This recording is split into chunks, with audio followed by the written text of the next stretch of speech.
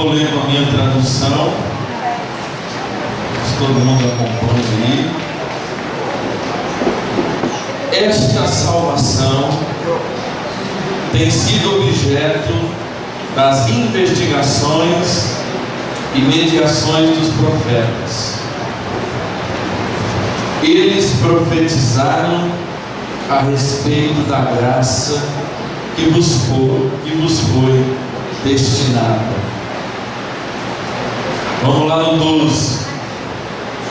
Foi-lhes revelado que não para si mesmo, mas para vós, estavam ministrando estas coisas, que agora são anunciadas a vós por aqueles que vos pregam o Evangelho, em virtude do Espírito Santo enviado do céu. Revelações estas que até os anjos desejam contemplar. 13.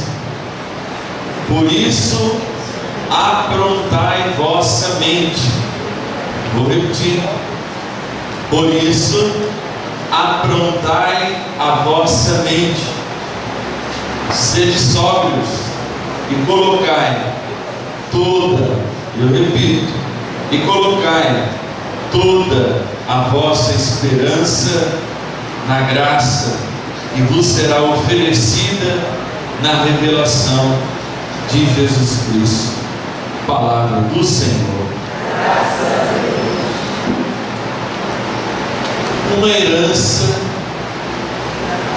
uma revelação, a sedimentação da nossa vontade como objetivo primordial da vida cristã. Quando nós falamos de qualquer item da vida cristã,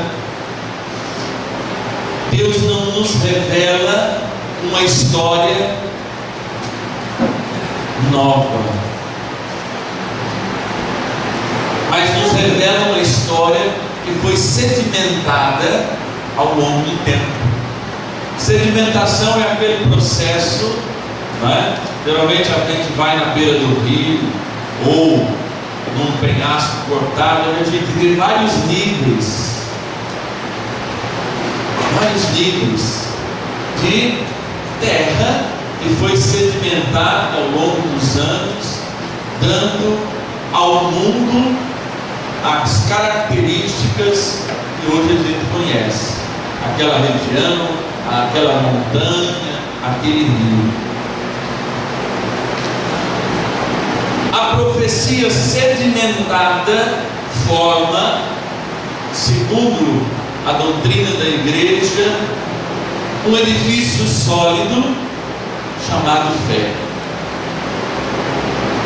Que aqueles que assistiram a essa sedimentação, os profetas, e é isso que essa palavra nos diz, não viram o edifício construído, não viram a obra terminada.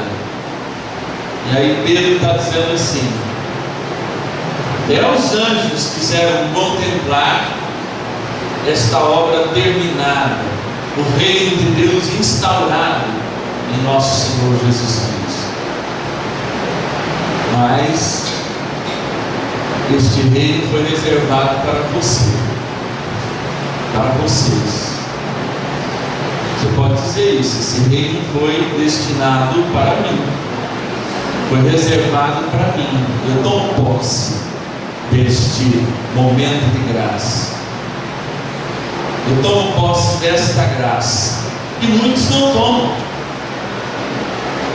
Contudo, é necessário um empenho firme e um propósito, porque tudo, como a gente viu ontem, está condicionado à nossa decisão. A vitória está condicionada à nossa decisão, a derrota à nossa decisão, e o mundo todo à decisão daqueles que se sedimentam pela revelação de Deus e constroem um edifício de fé, ou ficam na confusão na disputa, na carência, e não permite que esse edifício da fé também seja construído nos seus corações. Essa é a dinâmica da vida. Nós não fomos chamados a viver uma única fé, mas a fé é única. Olha que loucura. Porque desde ontem a gente tem falado que o encontro pessoal com o nosso Senhor Jesus Cristo é único. Então a sedimentação é única. E logo a liberdade é única. E consequentemente a liberdade que gera a vitória em Cristo também é única. Por isso não somos patrocinados pela graça do Espírito, pela multidão dos anjos e santos de Deus, com a sua intercessão, o seu interagir nas nossas vidas, para sermos vitoriosos como nós gostaríamos de ser. Mas somos patrocinados para sermos vitoriosos conforme a obra criadora de nosso Senhor Jesus Cristo. Então a nossa vitória está sempre e muito mais na abnegação do que no encontro com o nosso desejo. O caminho de Deus é um caminho de abnegação. Vocês podem ver, por exemplo, que os sacramentos, que são sinais da abnegação de Deus, a sua divindade, para se manifestar visivelmente para nós, todos são gestos abnegativos. No batismo, a abnegação é contra os ídolos do mundo, é contra as tentações do diabo, é contra o pecado. Na confirmação é a mesma coisa, a maneira adulta de eu responder no batismo. Na Eucaristia, dessa mesma maneira, eu assumo a fé na Eucaristia e abandono, porque ela sendo uma mesa sedimentada da graça, eu abnego todo o pecado, porque senão eu não estou participando da mesa. Porque a Eucaristia também é uma mesa de construção, é a abnegação de tempo. Porque às vezes a gente chega na missa sem abnegar, sem participar da construção da Eucaristia, que é ápice, é uma mesa que está no ápice. E Deus se abnega da sua grandeza, se faz pão, se abnega da sua grandeza e assume o nosso corpo como sendo seu, porque no batismo somos incorporados ao corpo de Cristo. E a Eucaristia, a gente come a Eucaristia, não é o corpo de Cristo que passa a ser meu corpo, mas eu é que adiro ao corpo de Cristo. Então nessa dimensão, a vitória, a liberdade, a graça de Deus em nossas vidas se sedimenta pela abnegação. Como São Pedro nos diz, pela nossa decisão. Muitos quiseram experimentar isso, mas não tiveram chance. Muitos quiseram provar dessa graça, mas não tiveram chances. Vocês podem ler, por exemplo, os evangelhos, as cartas paulinas, né? Fala assim, olha, os nossos pais quiseram experimentar isso e não puderam. E nós desprezamos aquilo que nós experimentamos. Eu brincava com a Ângela, nós estamos comendo pamonha, no café da manhã. Pamonha lá na roça, né? Eu recebi uma encomenda eu estou lá no aeroporto, o japonês chega lá, pamonha, pá. Eu desci no Santos Dumont, pamonha, lá em São Paulo é de Piracicaba.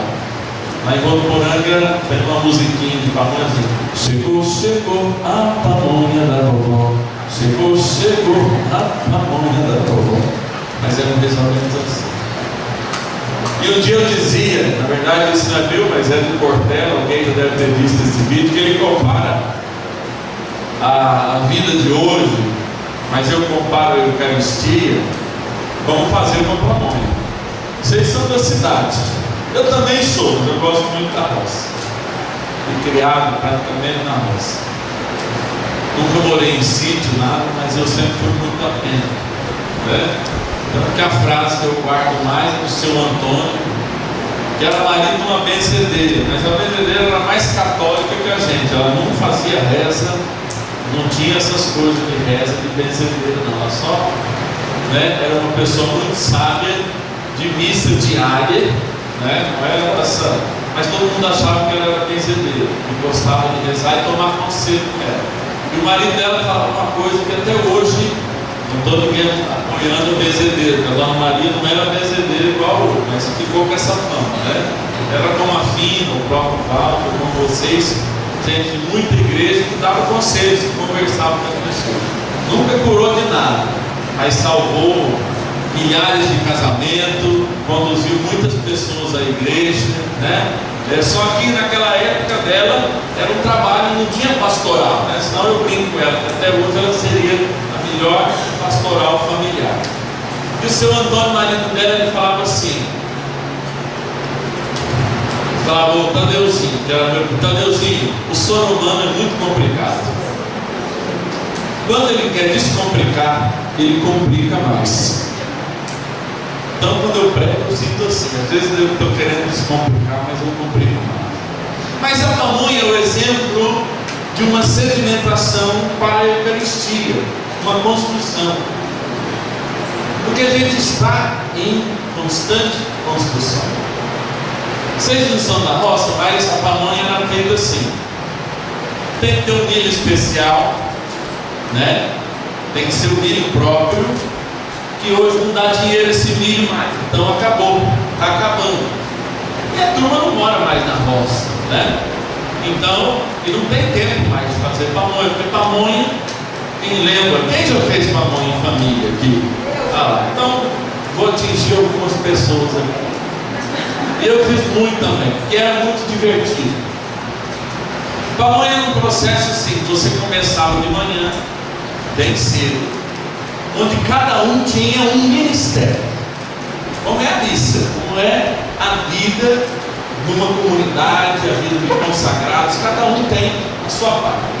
Os homens mais fortes eram convidados a ir até a roça e quebrar o milho, que não podia ser no outro dia, porque se ele fosse no outro dia, ele já estava mais seco, então não ia dar uma pamonha tão boa. Só que eles tinham que saber o segredo do milho. Ou seja, embora fizessem um trabalho, e esse trabalho fosse um trabalho muito rústico, eles tinham que ter sensibilidade para olhar no cabelinho do milho, né? Porque milho não nasce em bandejinha, né? Eles tinham que olhar no cabelinho do milho e ver: olha, esse milho está bom para fazer, esse não está, esse está, esse não está. Às vezes no mesmo pé de milho tinha duas espigas boas e as outras não estavam. Então começa um trabalho de força e sensibilidade. No segundo momento, tudo aquilo era trazido para a sede da fazenda, lá do sítio, e aí começava um outro processo. As meninas, sempre mais delicadas, iam descascar, porque precisava tirar a palha para fazer aquela trouxinha da pamonha. Então era um trabalho mais delicado. Precisavam ter um ministério mais específico, mais qualificado, mais sedimentado naquela experiência. E aí tinha uma hora que todo mundo voltava de novo para o serviço, com exceção, né? Ali tem um de serviço, tirado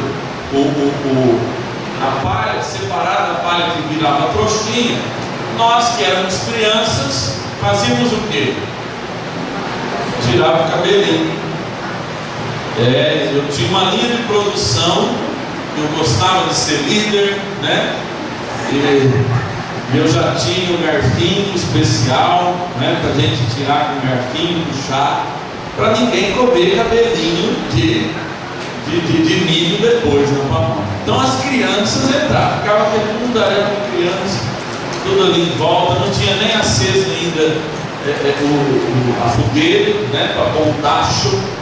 Aliás, faz muito tempo que eu não vejo um tacho, né? Aqueles tachos grandes. E aí entrava a ralação. Na ralação do vamos ver, que era a parte mais chata, todo mundo entrava. Todo mundo abnegava, o homem já estava tomando uma pinga lá, eles vinham e ralavam. As crianças eram um pouco poupadas do ralar, porque a gente não tinha muita coordenação, né? Mas todo mundo ralava. Ralava o dedo. E o ralador era especial, né? Era uma lata furada com prego ao contrário. Que coisa, olha que coisa magnífica, né? Tudo abnegado ali para lá. Isso já era meio-dia. Mas ninguém tinha tempo de fazer uma comida boa, porque nós estamos ralando milho, etc e tal, desde cedo. Então se inventava lá um risoto de linguiça. Fritavam a linguiça, jogavam arroz em cima, a parte de cima ficava dura, a parte de baixo ficava muito cozida, mas naquele dia ninguém ligava, porque era só para dar um sustentozinho até chegar a pamonha, que era o ápice do dia. Mas não era um ápice onde eu não participei, era um ápice onde eu entreguei meu corpo, eu ralei a minha mão, doeu minhas costas porque eu fiquei sentado de uma maneira ali no negócio, passou um bicho ali muitas vezes, né? Uma aranha que estava ali no meio do milho, deixou a gente com um cobreiro. Tudo isso era a vida para construir a pamonha. E aí dava 1h da tarde, o fogo estava tinindo, todo mundo ia lá, vinha as mais velhas e falavam assim: ó, precisa de um segredinho. O segredinho para dar a liga na pamonha, eu me lembro até hoje, porque eu sempre fui muito curioso. Esquentava uma banha de porco bem quente, a pamonha estava temperada, já aquele balde ainda não tinha ido para a trouxinha, e aí vinha a pessoa mais velha, com a sabedoria dos mais velhos, falava assim: ó, estou esquentando uma banha de porco, e jogava aquela banha de porco e já dava uma cozinhadinha no milho. Era o segredo para ter aquela liga que o congelamento tirou. A gente está triste, porque a pamonha está assim, tá? Ele não participou, então não pode reclamar. Chegava 2 horas, estava tudo na trouxinha já cozinhando. Geralmente era 1h30, né? E aí você tinha convidado o teu cunhado, mas ele não chegou cedo. Aí ele chegava 1h30, 2 horas da tarde, já de barriga cheia. E um sintoma da pamonha era que todo mundo, se tinha 3 famílias e sobrasse 10 pamonhas, comia uma para todo mundo ir com 3 para casa. Era sintoma de abnegação, de partilha. Mas aí chegava esse abençoado desse cunhado e comia a que todo mundo ia levar, né? E já tinha aquela raiva, estava celebrando aquela partida, mas já dava raiva. Poxa, esse cara chegou agora e vai comer feito a gente, mas é bíblico, né? Chegou por último, tem a mesma paga. Olha que coisa mais eucarística. E aí ficava pronto, lá nas 3 horas da tarde, por aí, trabalhando desde as 6, 7 da manhã, às 3 horas da tarde, no ápice do dia. Aí tinha uma que falava assim, né? Não pode tomar gelado, você lembra? Porque senão dá dor de barriga. Mentira, isso aí é porque né?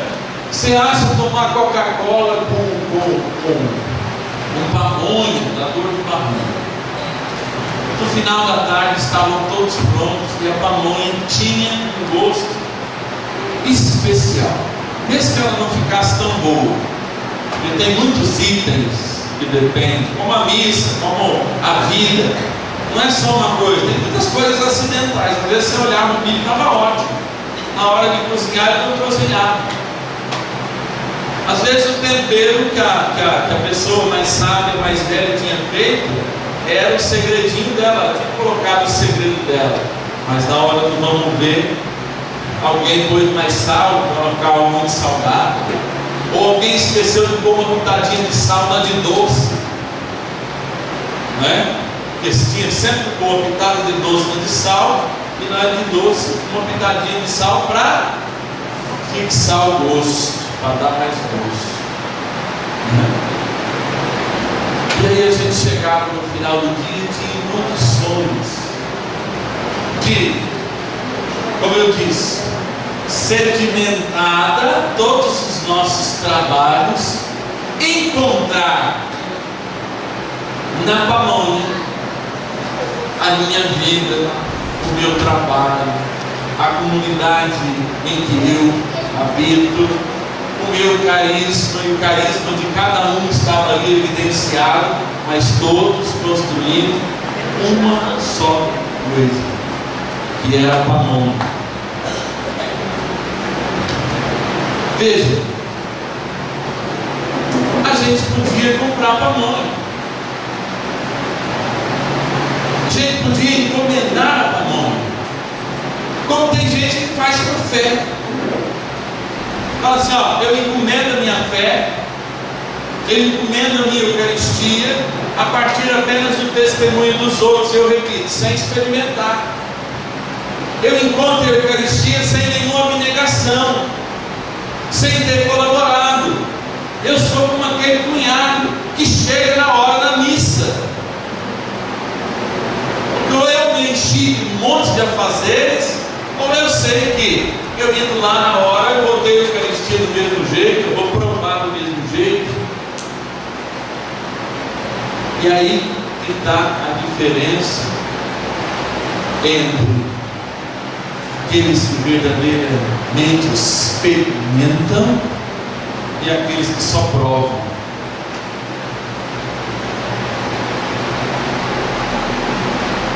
Aqueles que deixam o carisma da comunidade construir na sua vida uma resposta, um edifício, através da sedimentação dele.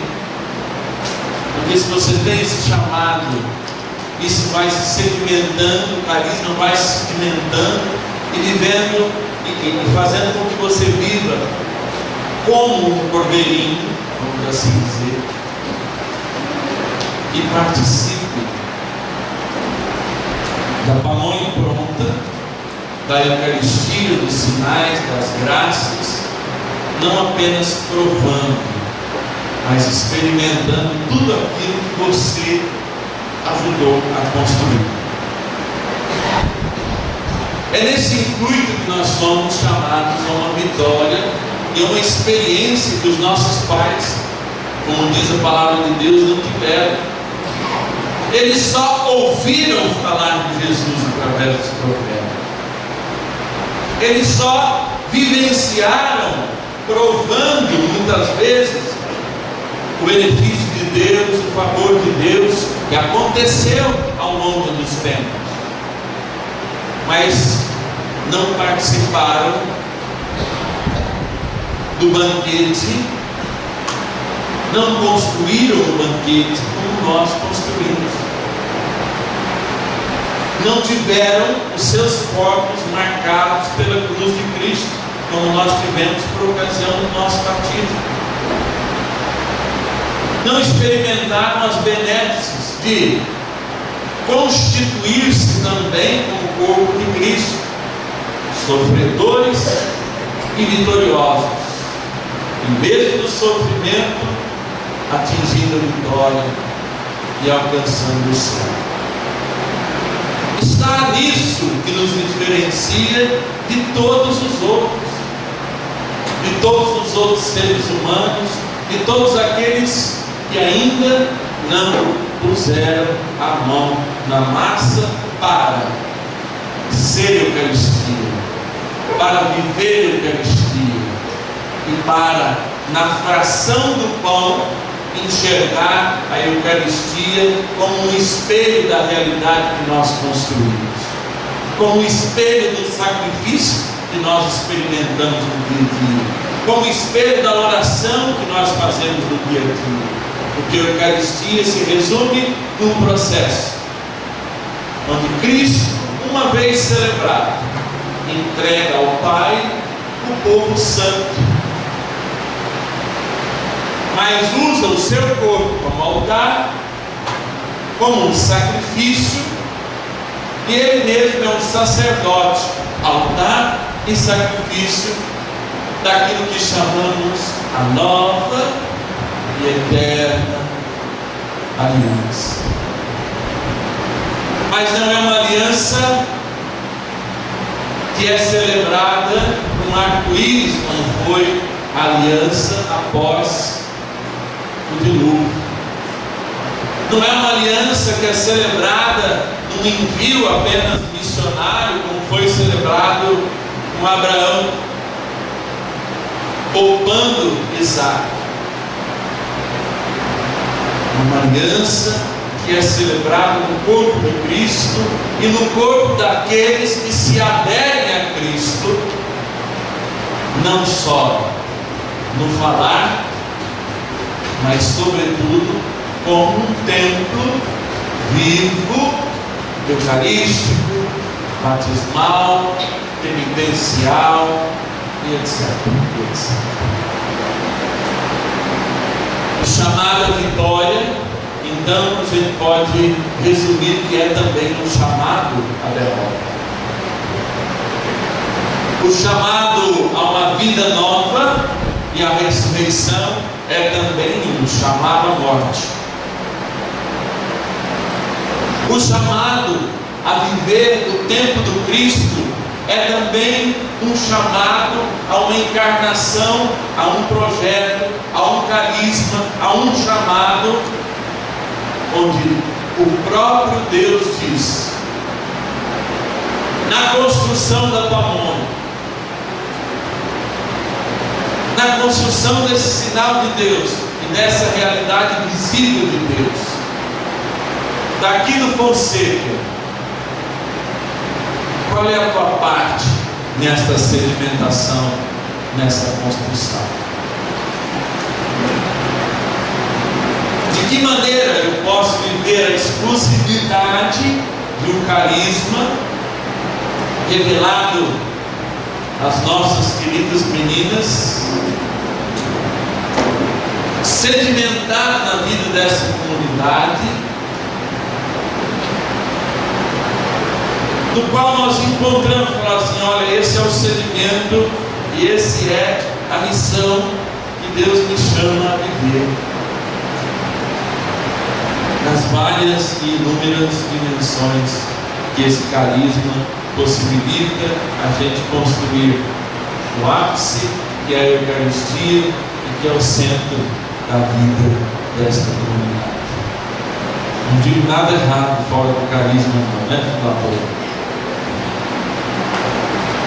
Então a grande pergunta é que, se Deus me chamou para estar aqui, essa é a minha vitória. Se Deus me constituiu como filho desta comunidade, Deus me designou neste carisma de construir a Eucaristia como ápice, determinado ministério. E com exclusividade eu devo assumir esse ministério, porque é a minha vitória.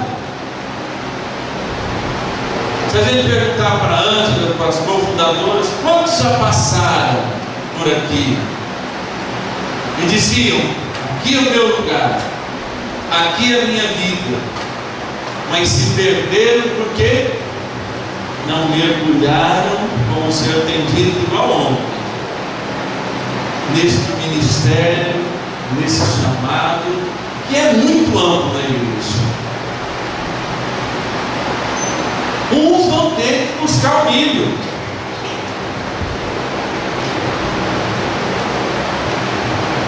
outros vão ter que ralar,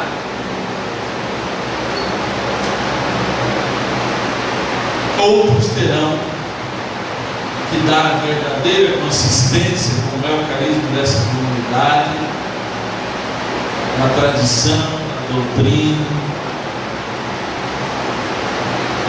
e buscar nas profecias, nas verdades da igreja, na palavra de Deus, na moção do Espírito, o segredo para que a consistência do Cordeiro, da Eucaristia que o Cordeiro quer construir em nós, seja exata.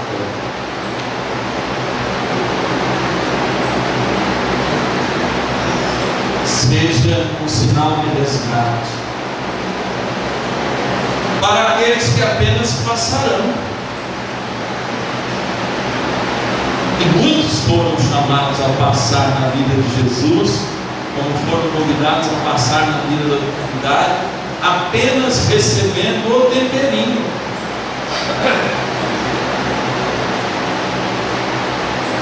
Mas outros, como a maioria de vocês, foram chamados a ir para a roça, a ralar, outros a fazer trouxinho, outros a acolher o sorriso, o cunhado que chegou no fim. É ministério, colher o cunhado também que chega no fim, vai comer, às vezes, mais do que quem está desde manhã. Mas com o carinho de Deus, celebrar essa imagem reconstruída, à medida em que, reintegrados ao corpo de Cristo, a nossa imagem não é mais a imagem vazia, mas é a imagem sedimentada da palavra de Deus em nossas vidas e da sua salvação, do que Ele traz para cada um de nós.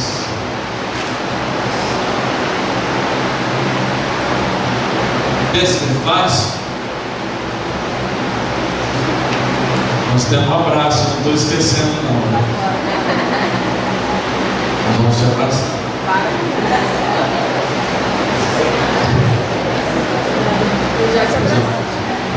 Eu não vou pagar R$1 não, mas ganha 1 ano a menos de purgatório, tem abraçado. Tenho certeza disso.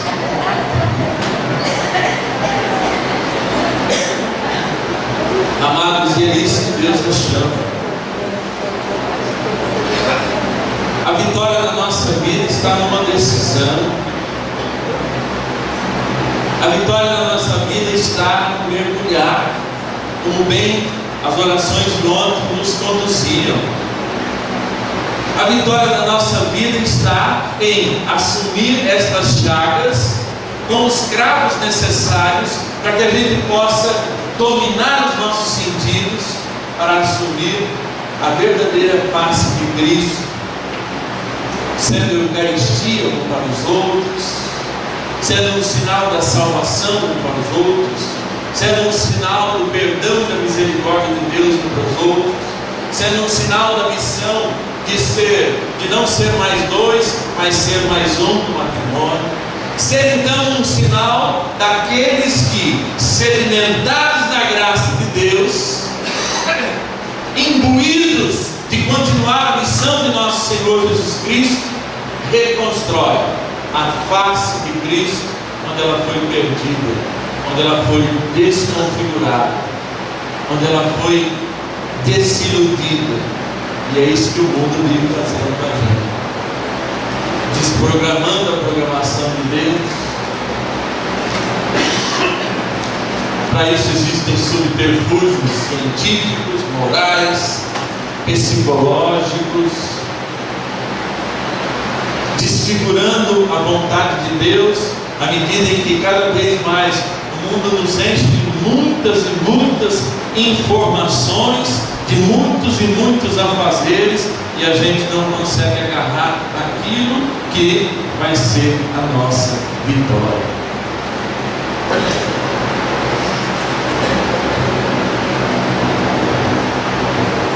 Hoje a gente tem um carro que a gente dirige, né? Põe em ré, acende lá uma câmera. Não precisa mais trocar marcha, né? Se está calor, ele liga o ar sozinho, desliga. Nem mais a luz a gente precisa acender, porque já tem um automático lá que quando dá de noitinha a luz já acende. E eu nunca vi tanta navalha na rua. Aqui chama navalha também? Hã? É barbeira. Coitado da barbeira, eu prefiro navalha. A navalha corta para cá e corta para lá. Eu também nunca vi tanta graça de Deus sendo derramada, tanta gente idiota que perde. A gente não pode chamar ninguém de idiota, porque senão é o quinto mandamento, né? Mas é uma licença poética do Senhor dessa hora. Tem muito idiota sendo derrotado porque não pega a arma certa.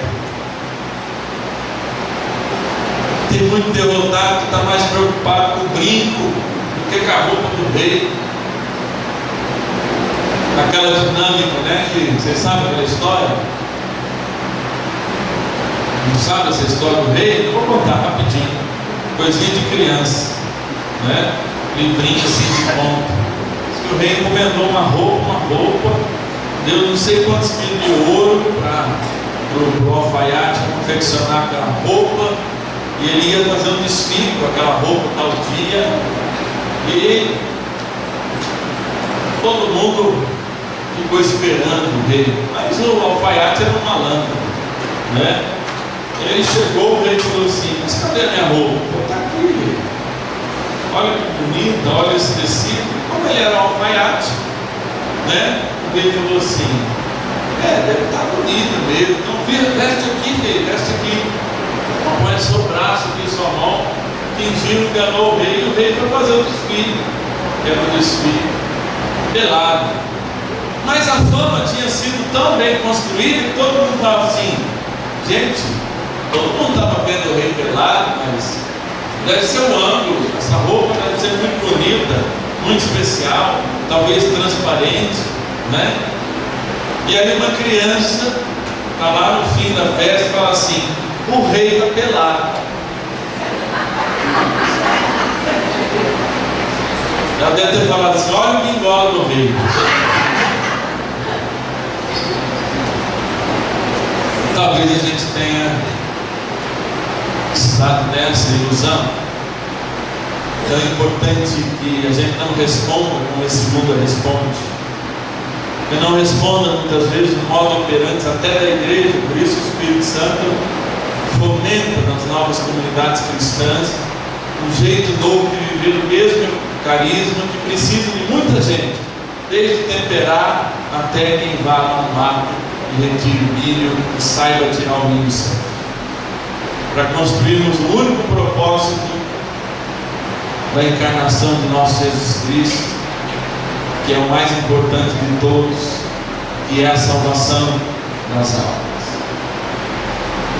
E eu tenho certeza que Deus tem chamado muitas pessoas que estão aqui a viver esse carisma de salvar as almas, reconstruindo a carne pamonha, firme e saborosa, que a viagem de avião, o congelamento, retirou o sabor da vida. Eu creio firmemente nisso. E a gente tem que olhar para as nossas vidas e tirar essa roupa mentirosa que a gente vestiu, de uma vida que nos enganou, de doutrinas muitas vezes que nos enganaram, de conceitos e preceitos que construíram na nossa vida não o que é, mas o que passa. E para isso a gente arrumou muitos subterfúgios. A gente já arrumou o GPS, a gente já arrumou tudo, e esqueceu da sensibilidade, do caminho, de tirar os pés no chão e sentir a temperatura da terra, como fazia o caboclo. Hoje faz um equipamento assim, põe a temperatura da terra, já vê se ela está com muito nitrato, com pouco nitrato. O caboclo não, o caboclo sentia a terra, deixava um pouquinho lá o pé, ele sentia. Esperava a chuva do dia 19 de março, que era a chuva de São José, que molhava a terra. Até hoje eles esperam e fazem do mesmo jeito. Só que inventaram uma roupa para o rei e esqueceram que o rei estava pelado.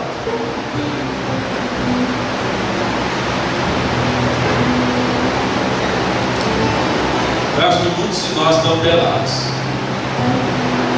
Fique tranquilo que eu não tenho essa clareza, né? Raio-X. Mas estão com medo de mergulhar nesse rio, de pisar nessa terra, porque acharam que se vestiam de verdade, acharam que encontraram o sentido para as suas vidas longe daqui. Mas Deus fala no teu coração. Qual é o teu chamado?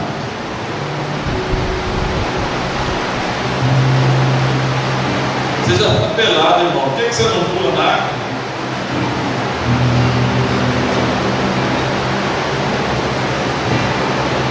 Não existe outra vitória na tua vida. O frontão de Deus está te esperando.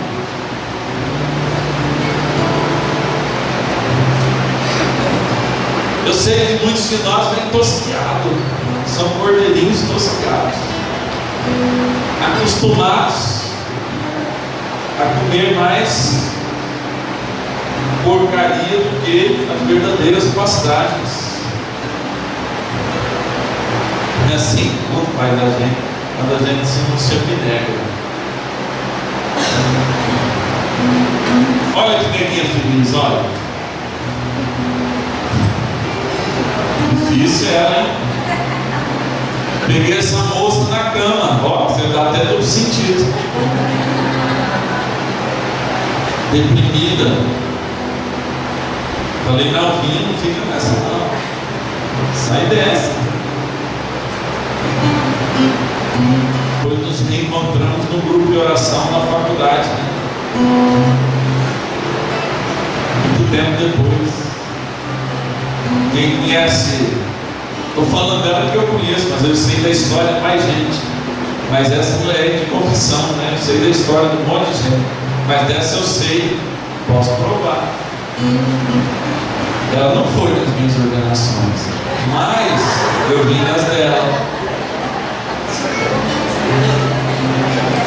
Ela lutou com a família inteira para estar aqui, porque a família investiu nela, pôs roupa nela e esperava dela os dividendos.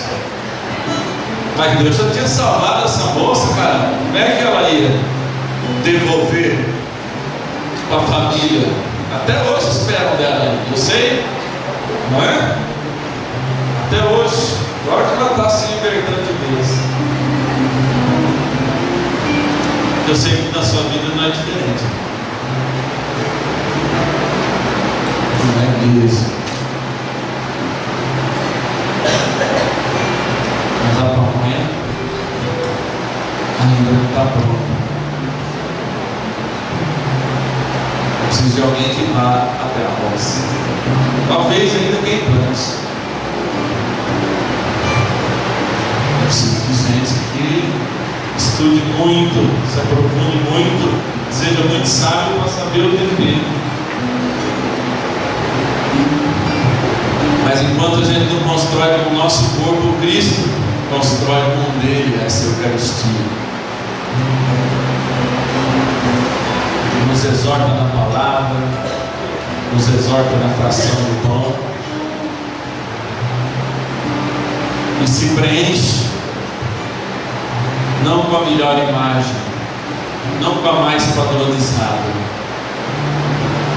mas com o teu rosto desconfigurado. E é por isso que ele se desconfigurou.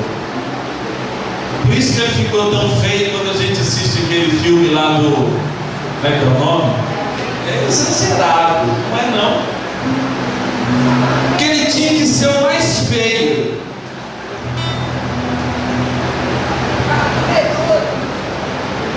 Ele tinha que estar para parecer com o mais feio, para dizer, olha, eu vim para todos. Tinha que estar o ser humano mais desconfigurado, para dizer, eu sou o ressuscitado.